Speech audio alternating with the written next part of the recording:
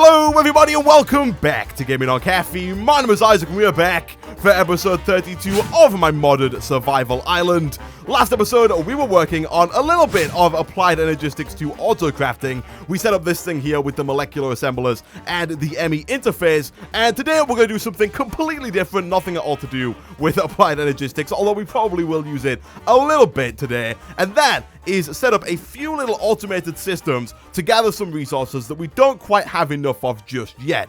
So, the first one that I want to work on is a tree farm, because a few episodes ago, if you remember correctly, we got rid of our entire tree farm due to a bug with the robots from Buildcraft, and today we're going to rebuild our tree farm using something a little bit different, something we haven't used at all yet, and that is the farming station from Ender.io. Now, the reason why I chose to use the farming station from Ender.io as opposed to another planter and harvester setup, or as opposed to doing something else with a progressive automation, which we haven't used in quite some time, is because we haven't used Ender.io, I don't think, at all yet throughout the entirety of this series, and even if we have, it hasn't been really that much at all. So I kind of want to get started with that because Ender.io is a really cool mod, and we're going to kick things off today by making ourselves a farming station. So the farming station is kind of like a planter and a harvester put together into one block, which at first glance you may think, wow, that sounds so much better, Isaac, and so much easier to set up than the planter and harvester setups that you have out in the fields with the magical crops.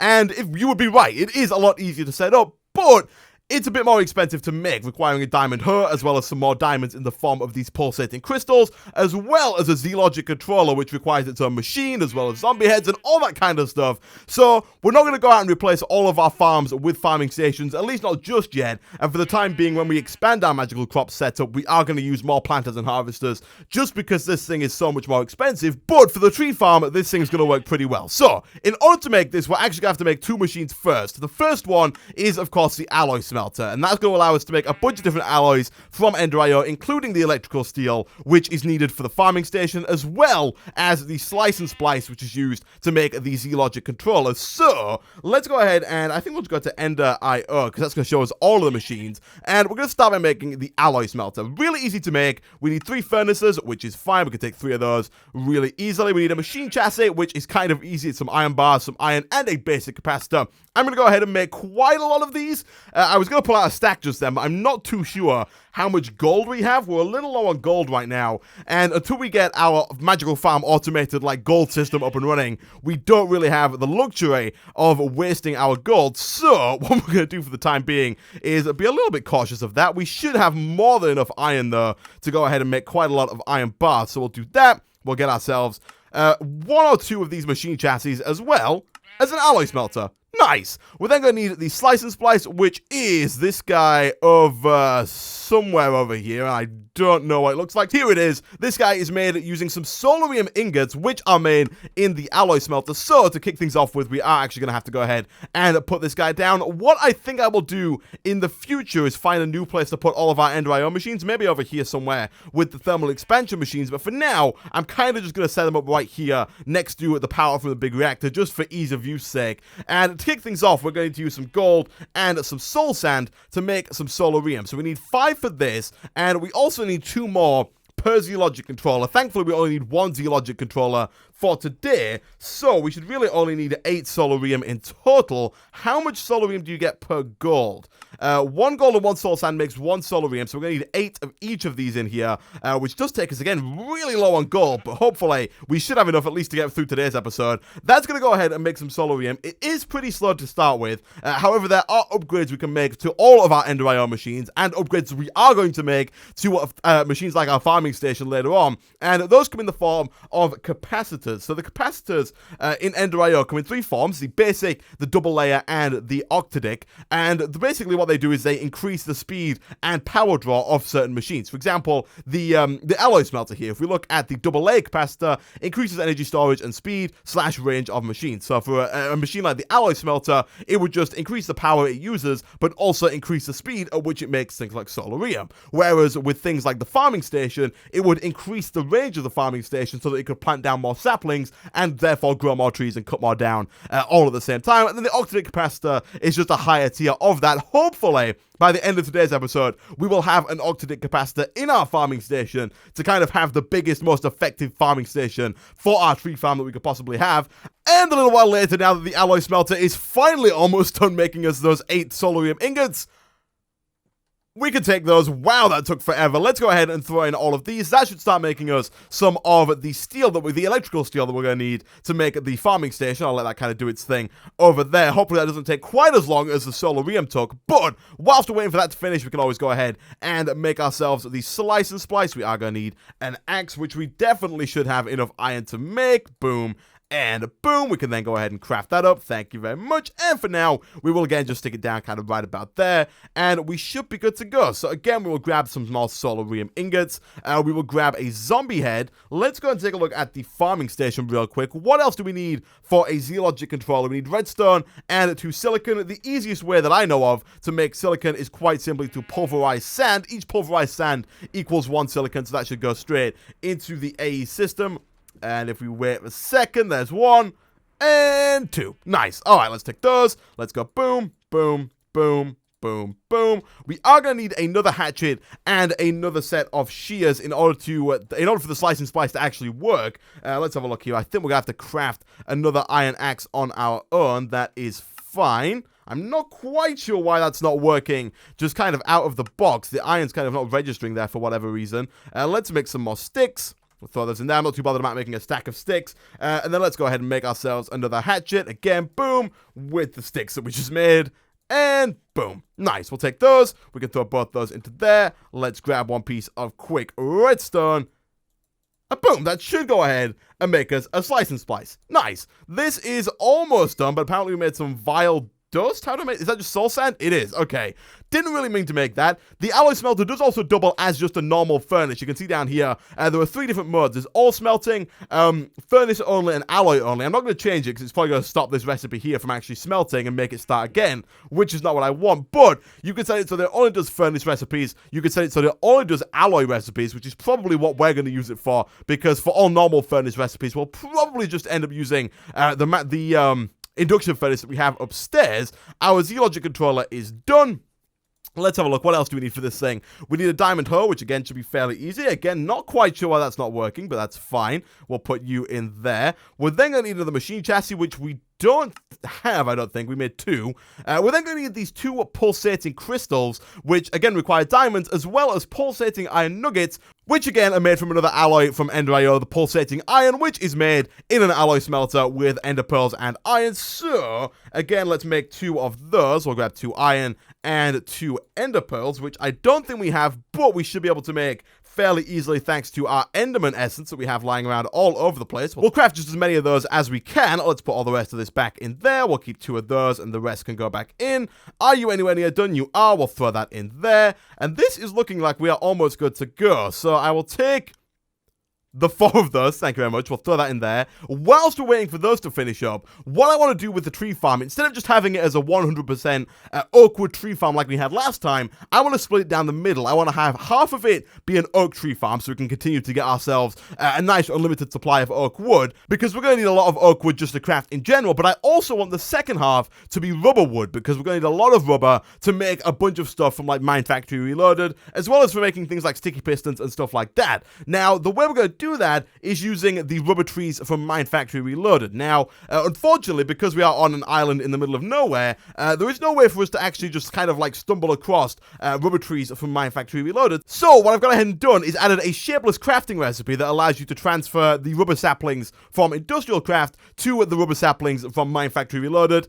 So now we can go ahead and plant as many of these as we like. I'm actually going to go ahead and transfer a few of these over just so we can kind of speed up the process at which our tree farm expands. Now these should be done, so we'll take those, we will throw those in there, turn them all into nuggets, and we should, I think, be pretty much good to go in terms of making the crystals, and then I think the farming station. Nice. So what we're going to do is we're going to go over to our tree farm. We're going to, for now, stick this right down in the center, which is about here, I think. Is that the center?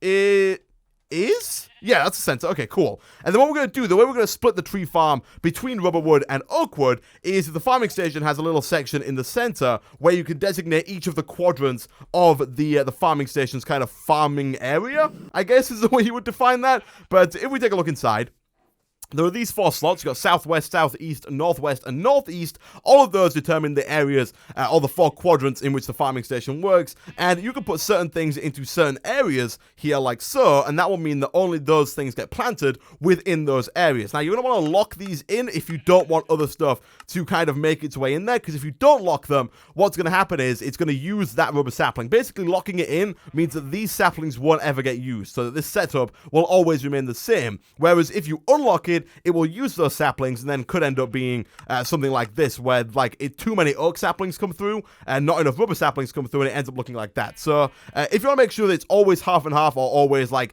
rubber seeds in this section and then like wheat in this section, always make sure you lock it down like so. The next thing we're going to do is, of course, provide it with power, which is why I brought a tesseract with me. We're just going to go ahead and power it up from the bottom like so. Boom. And we don't have any dirt, but that's fine. Then if we throw some saplings in here, it should go ahead and start planting those down around us, I think. Once we've actually hooked up the Tesseract to our power system, Isaac Power, tick, that should start planting the saplings down like so. You can see it's only going to plant these down on this half and these down on this half.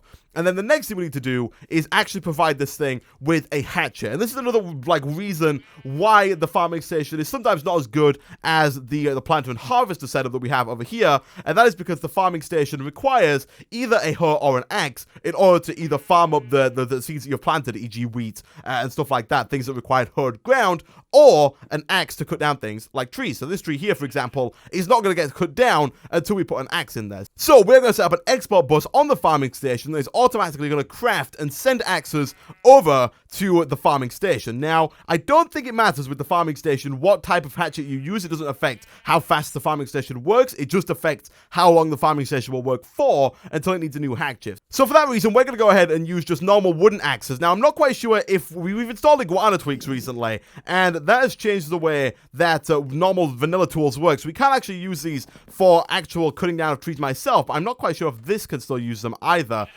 I guess we're about to find out. It can. Okay, cool. So this guy is more than happy to go ahead and use the wooden axe to chop down the tree. You can see he's got an output slot here. What I'm going to do for now with that, I think, is make another interface over on this side. Let's make another applied energistics interface. And what I think I'm going to do, if we have what it takes to make one of these annihilation cores, which we don't because we don't have enough nether quartz. Okay, now that we've got some nether quartz, we can go ahead and make that annihilation core, and then I'm going to go ahead and make an interface and stick it down right next to this tesseract over here. And the plan being that we're just going to kind of pull all of the items out of that tree farm directly into our AE system. So I think if I put that there, and then set this to receive items. So I want receive items over here. And on this side, I want to send items. I think that should work out quite nicely. So we're going to go ahead and send items. On this side, we don't do anything with fluids. Receive energy is fine. I think that might work, although we might have to set up a system where we have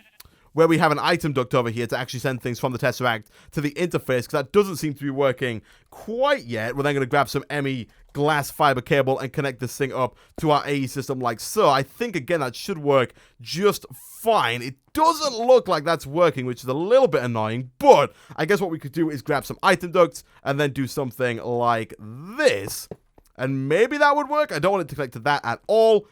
Let me check if this is working real quick. I know it should work in some regard. Is that taking things out of there? It's not yet. Actually, I know why that's not working. Let's get rid of this and this. The reason it's not working is because the farming station is not yet outputting to the Tesseract. So all we got to do is go to Configure IO, left click so we can kind of spin around here, and then right click on the bottom to push. And that should send all the items out into the Tesseract. And then it should, I think, automatically push from the Tesseract into the interface and therefore directly into the AE system. I don't know how we're going to check this because we don't really have anything extra in here that we didn't already have. But I think that is actually working just fine. So the farming station is working. All we need to do now is automate the process of constantly sending wooden hatchets over here, because otherwise we're going to run out of hatchets. It's going to run out of this wooden hatchet really soon and stop working. And the way we're going to do that, like I said before, is with an export bus. So Let's go back over here. Let's see if we have what it takes to make an export bus. We do not. We need one of these formation cores, which we should have enough of. I did make some more flux crystals before the episode started, so let's go ahead and just kind of pulverize up a few of those. Once that is done, we should be good to make another formation core. There we go, and then we can go ahead and make an export bus.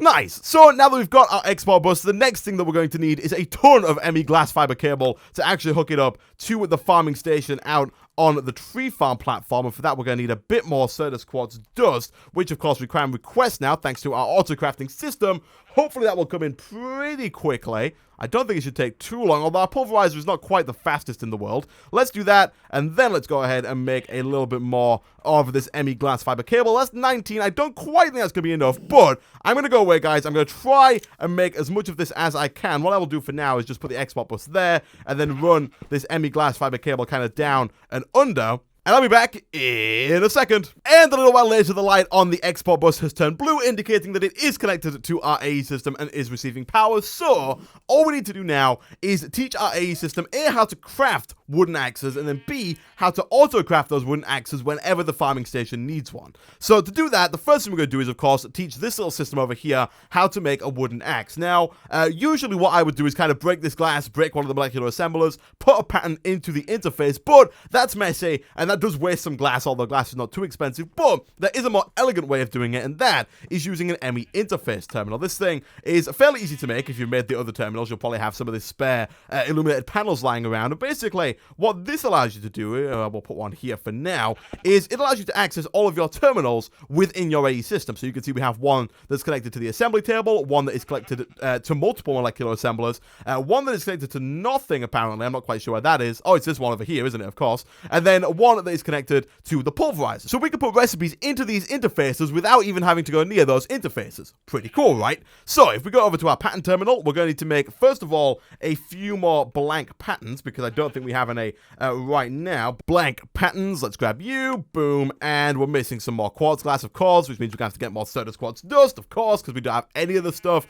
Oh my goodness, we're actually running out of Certus quartz, something big right now. We really need to get a good source of Certus quartz coming in, probably through magical crops, which I think I've said like 10 times now, but we really do need to get it set up at some point. For now, let's go ahead and make almost that. Let's go ahead and make that. Let's do this. Well, let's grab at least one more of those with some normal Certus quartz in the middle. Thank you very much. We are going to need 2 of those if we want this to work, so let's grab both of those. Right now, our system knows how to make wooden planks, which is good. The next recipe we're going to teach it is how to make sticks out of those wooden planks. So let's go ahead and grab ourselves some oak planks and teach our system how to make sticks. Again, we want it to be a crafting pattern in code. And then finally, what we want to do is we want to teach it how to use those sticks and how to use that oak to make a normal hatchet. Nice. And then, of course, we're going to go into our ME interface terminal, the one with the molecular assembler. Boom, boom. Our system can now make wooden axes. Nice. The next thing we're going to need to do is we're going to have to make a crafting card. The crafting card is a card that goes into the export bus and basically tells our AE system if this inventory doesn't have the item specified in the export bus, craft one, or if we don't have one in the system, craft one if you can. So to make this, we're going to need a crafting table as well as a basic card. The basic card, hopefully we can't make, I was going to say hopefully we can make, obviously, but we don't have any of the pure Certus quartz crystals, thankfully. Do we not have any?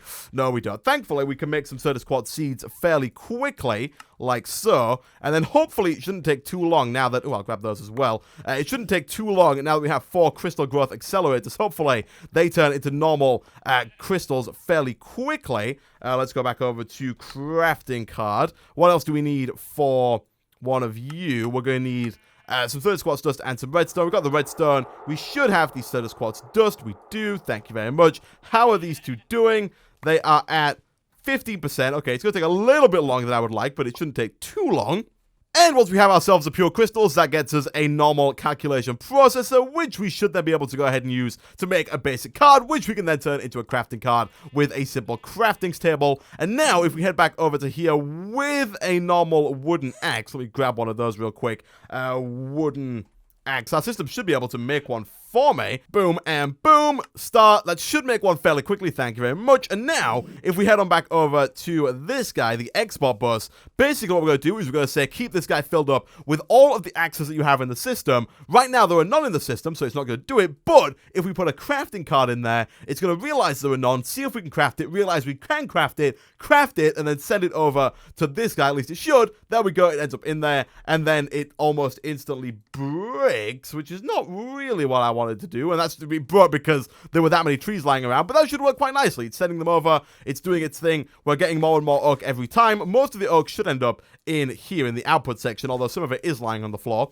and we're getting more and more of these rubber saplings as well, which is pretty cool. So, all we need to do now to make this the best it could possibly be is put those capacitors in it to make its area of effect much larger than it already is. So, what we're going to work towards now is getting our first octadic capacitor, which is not as easy as it might seem. So, if we head back in here and we type in octadic capacitor, this guy over here, is made using 2 vibrant alloys, 2 double layer capacitors, which are both made using 2 basic capacitors, as well as a block of glowstone. The block of glowstone we can do really easily. Done. The next things are pretty difficult. The vibrant alloy is made using ender pearls and energetic alloys. We need 2 of those to make this work. Each of those require, of course, the energetic alloy, which is made using redstone, glowstone, and gold. So we're going to need 2 of those. So let's grab some redstone, let's grab some of our very limited gold at this point, and let's grab some of our less so limited glowstone, although it is fairly limited, but we can get more of that super easily. Let's go ahead and make 2 of those. It's probably going to take quite a while, much like everything else did to make. It does. It takes 10,000 redstone flux, so it's going to take a little bit of time. Then let's go ahead, and whilst that's doing that, let's see if we can make ourselves double layer capacitors. We can't, because each one of these requires 2 more of these, so we're actually going to need to make 4 more than what we already have, which means we need some more glowstone. Let's grab 1 more of you, and then let's put 4 of you in, 4 of you in. Not like that, 4 of you in, and we'll put as much redstone in as we want because we've got a ton of redstone and it's not going to use it anyway. And then, of course, we need some coal dust, which we already have, as well as 4 basic capacitors, which should be fairly easy to get if we have enough gold to make enough of the golden nuggets, which we should do, but it is going to leave us very, very, very, very, very low on gold for the time being. Hopefully that's not too big of a deal. 1, 2, 3, 4. And now we've got to wait for this stuff to finish. And a little while later, once we've got all of the alloys that we need, it should be as simple as throwing all of this together. So, let's see, can we go ahead and make 2 of these double layer capacitors? We can. Can we do this? We can. And now if we go and throw this into our farming station, it should put down a bunch more of the saplings. We'll put you in there, and you can see its radius goes out quite a bit more. Not quite as big as the platform itself. I believe it goes out 7 in each direction, which is still pretty big, giving it a total farming area of 15 by 15, which is not quite as big as we did have, because of course it was getting all of these areas before as well, but it should work a lot faster and a lot more efficiently than the system that we had before. And there we go, that's our tree farm. It's up and running. I'm going to leave this running a while between this episode and next episode, and when we come back, we should have a load of wood. We should have pretty much a full area of saplings, and we should also have a lot more rubber in our system that we don't have right now. Pretty cool. Now, the next thing that I want to work on this episode is our mob spawner, because right now, it's kind of terrible. It doesn't really work almost at all, and the reason is because it's kind of working on the assumption that mobs are not going to spawn anywhere else, and this works quite nicely on like a skyblock. You may have seen people build these types of spawners on a skyblock before, and they work quite nicely because mobs have nowhere else to spawn but in those like little dark rooms. But when we're playing like we are on an island where there are a bunch of caves underground where mobs can quite easily spawn, they're not going to spawn in this box. They're probably going to spawn down in the caves or just elsewhere on the island. So what we need to do is we need to upgrade this and kind of force the mobs to spawn in there, and the way we're going to do that is of course with cursed earth. So the usual way that you would get cursed earth is using a division sigil, this guy over here, and the usual way you would get this is in a cave somewhere, in a dungeon. Now, again, because we're on an island and there are not many dungeons beneath us, because most of the underground area of our, like, world is water, I've gone ahead and added a crafting recipe for this. It is simply 4 angel blocks and a diamond block. You can also get these by fighting the wither, but I didn't really want to have to wait until we were ready to fight the wither. I also didn't want to have to do all the flipping wither skeleton killing to get there, so instead, I made it fairly expensive expensive. It does require a block of diamonds, but it is actually not too hard to get. And now that we've got this, all we need to do is perform the ritual somewhere where we're not going to be in too much trouble. Now, we have just passed nighttime, so we're going to have to wait until the next day to actually perform it. Okay, so to activate this, we are going to need an enchantment table, which we can get like so. Once we've got one of these, all we need to do is stick it down somewhere. I think I'm going to do the ritual up here. It does need to be on grass. Thankfully, we do have a silk touch shovel in our system. Let's grab one of those real quick and pick up some grass. I'm not going to do too big of an area of the ritual just yet. For now, we'll just grab a few pieces of grass, and those should be fine for now. We do really need to fix the roof of our kind of underground base down here, because right now it is still just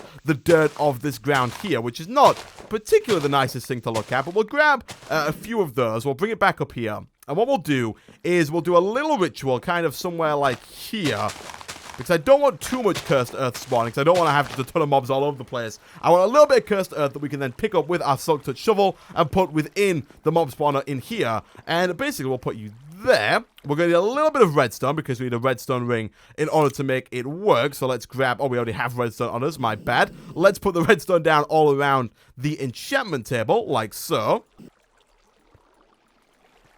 And then if we right-click on the altar with our division sigil, it should say what we need to do in order to make this work. It says altar lacks sufficient natural earth, so we do need more grass around it. Altar must not be lit by outside resources, so we need to get rid of all of these torches, or at least some of these torches, and wait for it to be nighttime. And then also we require a sacrifice. So for that, what we're going to do is we're going to make a safari net from Mine Factory Reloaded. Grab something like a cow or a sheep or a pig that's kind of wandering around on the platform around us. Let's get rid of all of those. Some mobs are probably going to spawn on there pretty soon, but that's fine. Let's quickly make ourselves a safari net, which should be fairly easy. There's no point making a reusable safari net just yet. We might as well just make a normal one. We are going to need some slime. Thankfully, I'm pretty sure there is some slime in here. I'm not quite sure where that slime ball came from, but I'm also not too bothered where that slime ball came from.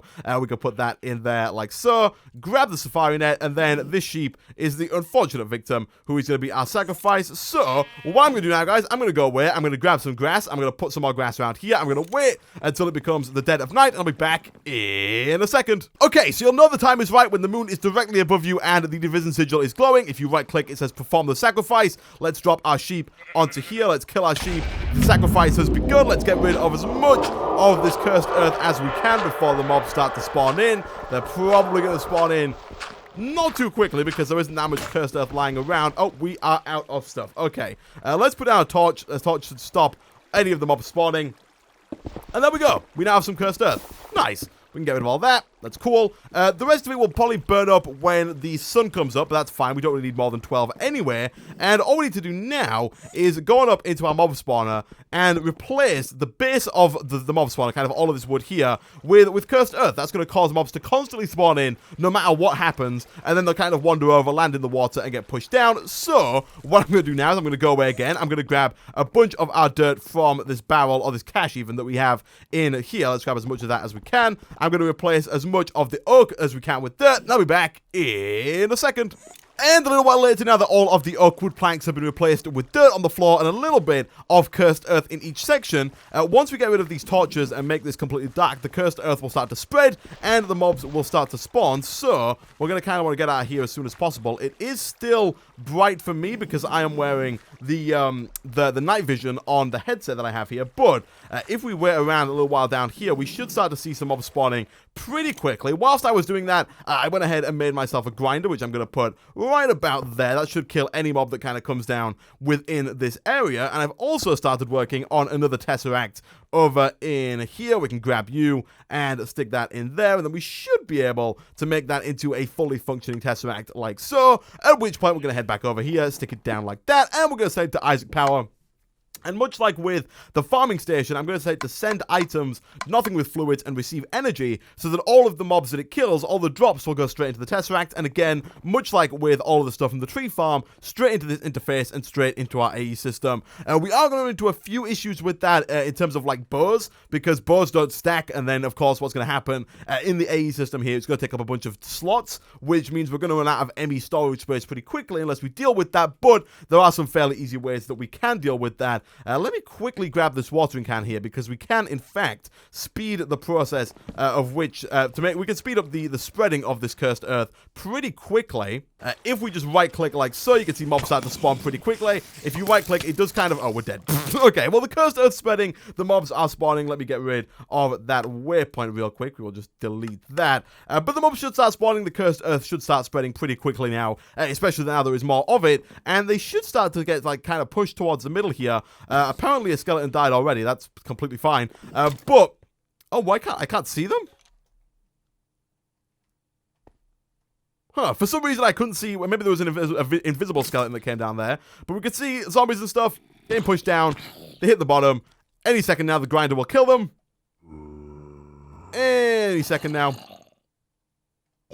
There we go. There we go. They sent all the stuff back into the system, and we now should have, if we leave this running until next episode, quite a nice backlog of things like gunpowder, bone meal, zombie brain, spider eyes, all that good stuff, which is going to come in especially useful next episode. You'll see why when we start crafting some of the stuff. But with that, guys, I'm going to end this episode of Modded Survival Island there. Thank you for watching. If you did enjoy the video, as always, be sure to hit that like button. It really does help out a lot. Leave a comment down below, and I will see you guys next time.